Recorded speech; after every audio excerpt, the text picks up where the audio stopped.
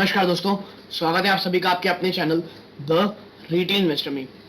बात करने वाला हूं गाइस यहाँ पे इंडिया मार्ट इंटरमेश की। और देखिए 4000 ये वो लेवल है जो इंडिया मार्ट बहुत समय से बचा के रखा था और आज इंडिया मार्ट ने वो लेवल तोड़ दिया है।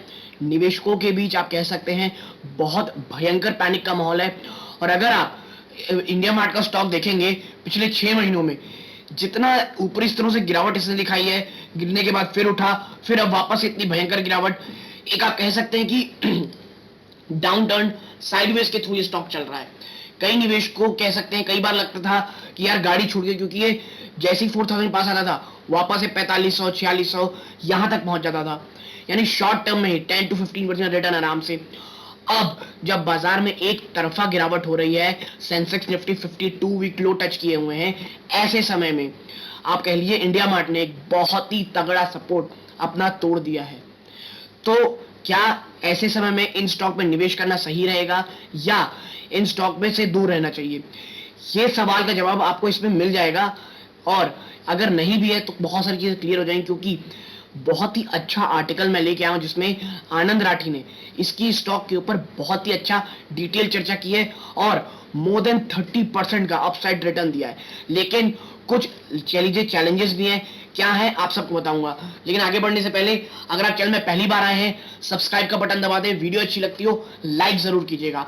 विदाउट वेस्टिंग टाइम सीधा लेकर चलता हूं शेयर प्राइस की तरफ। देखिए लगभग 4% टूट रहा है और एक समय में तो दोस्तों इसने 3900 क्या 3850 को भी तोड़ दिया था। कैसे आप देखें, ये इसका ऊपर लगाया और देखिए एक समय में ये गिरावट करते करते सीधा दोस्तों देखिए 3844 भी टच कर दिया था और ये बहुत ज्यादा डेंजरस था। लेकिन हाँ अब थोड़ा संभल रहा है, 3900 के ऊपर है। लेकिन देखिए बाजार अगर बंद होता है, अभी भी 2:30 नहीं बजे हैं, मैं लगभग 2:22 में वीडियो बना रहा हूं, लेकिन बाजार बंद होते होते अगर इसने 3900 तोड़ा प्लस और अगर गिरावट होती है 3850 तोड़ दिया तो मुश्किलें बहुत ज्यादा बढ़ सकती हैं उन निवेशकों के लिए जो 4600 4700 में खरीद रखे हैं। लेकिन अगर आप लॉन्ग टर्म के निवेशक हैं तो ये एक अच्छी अपॉर्चुनिटी हो सकती है। क्यों, अब मैं आपको बताता हूं। देखिए अगर आप मेरे पुराने वीडियो देख रहे होंगे इंडिया मार्ट, मैंने हमेशा कहा है 4000 के आसपास एक काफी अच्छा लेवल है। और मैंने जब पिछले बार वीडियो बनाया था कि 4000 शायद टूट सकता है, 3900 के आसपास ये आपको आएगा मिलेगा। बहुत सारी उसमें कह लीजिए डिसलाइक आया था और बहुत सारे मैसेज आए कि ऐसा हो नहीं सकता, क्योंकि उसके तुरंत अगले दिन ही स्टॉक बहुत तेज भाग गया था। तो देखिए लिक्विडिटी देख ही रहा था कि बाजार में लिक्विडिटी नहीं है, मंदी है पूरे विश्व में, तो ये स्टॉक बहुत ज्यादा पिटेंगे। तो देखिए आगे चलते हैं, सबसे थोड़ा कंपनी के बारे में जान लीजिए इंडिया इंटरमेश की। India Mart Intermesh Limited, founded in 1999, is India's largest online business to business B2B marketplace with 149 million buyers, 7.1 million suppliers and 83 million product and services। यानी देखिए ह्यूज नेटवर्क है, 60% मार्केट शेयर लगता है online B2B classified space का India में। The channel focuses on providing a platform to small and medium enterprise SMEs, large enterprise as well as individual। ठीक है, यानी बड़ी छोटी कंपनियां, इंडिविजुअल और बड़े जो इंटरप्राइज है, तमाम लोग यहाँ पे अपने आप को के लीजिए एड ऑन करवा सकते हैं। The company has 3672 employees located across 32 offices in the country. यानी वेल सेटल्ड पूरा कह लीजिए आप नेटवर्क है और कह लीजिए इनकी पहुंच है। आगे देखिए, stock to buy, Anand Rathi recommend buy this e-commerce stock for over 30% return। 30% return के लिए बात कर रहे हैं ये दोस्तों।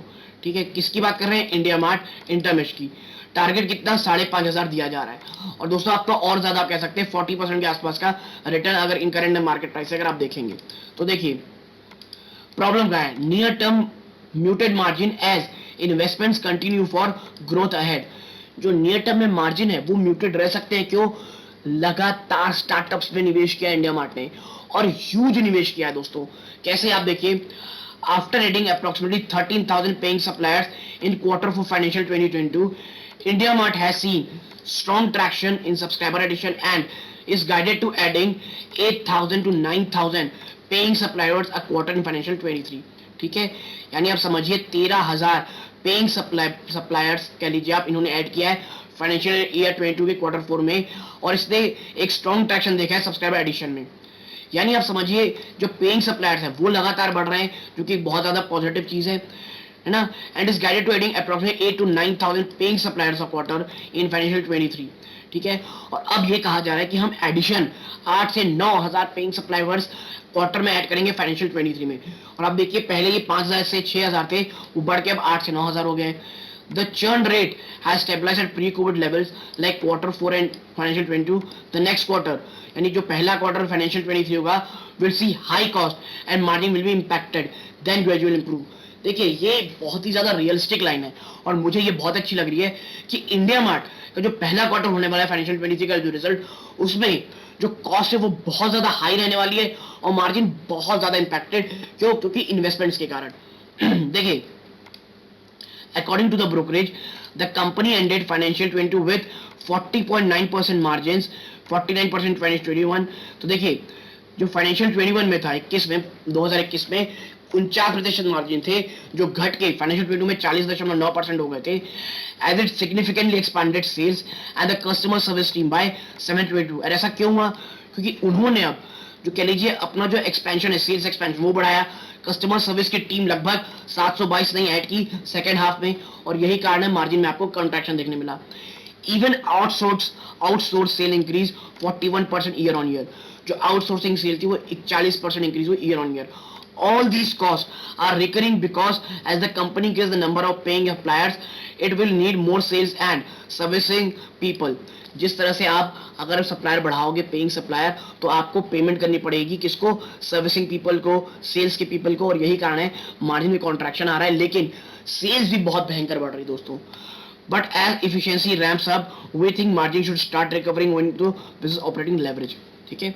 तो जैसे चीजें आगे देखिए, आगे जब बढ़ेगा सब चीजें शांत होंगी, सब कह लीजिए आप चीजें ठीक होंगी, एक टीम अच्छी तैयार हो जाएगी, वापस से मार्जिन ग्रेजुअली इंक्रीज होगा। लेकिन याद रखिएगा ये प्रॉब्लम है, और ये तमाम चीजें कहाँ डिस्काउंट हो रही है अब इनके शेयर प्राइस में। प्लस याद रखिएगा ये तो है ही, लेकिन बाजार में इतनी ज्यादा गिरावट हो रही है कि आपको जो ये भयंकर देखने मिल रहा है ना मार्जिन में स्ट्रेंथ, ये इसी कारण हो रहा है, ठीक है। आगे अगर आप चलेंगे तो देखिए why should you buy this stock. भाई अगर इतनी प्रॉब्लम है, मार्जिन म्यूटेड हो रहे हैं, लोग बढ़ रहे हैं, तो अब खरीदना क्यों चाहिए स्टॉक को? तो देखिए strategic investment of approximately $85 million in accounting space। देखिए कंपनी ने क्या किया है, अप्रोक्सीमेटली $85 million का इन्वेस्टमेंट किया है अकाउंटिंग स्पेस में।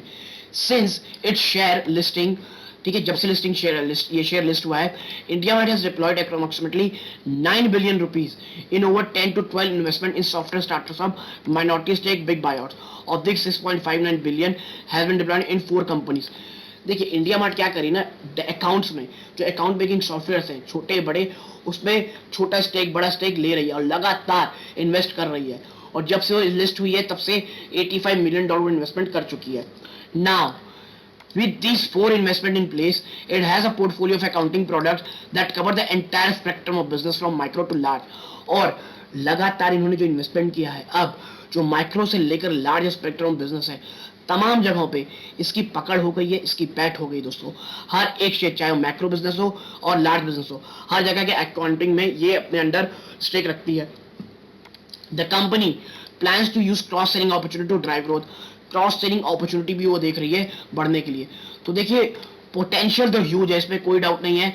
और कंपनी कह लीजिए जो इन्वेस्टमेंट है वो इस बात का परिचायक है कि कंपनी स्टैगर्ड नहीं होना चाहती, सैचुरेट नहीं होना चाहती, वो अपने आप को लगातार एक्सपांड करना चाहती है और लगातार इन्वेस्टमेंट, एग्रेसिव इन्वेस्टमेंट से भी नहीं घबरा रही है दोस्तों, ठीक है।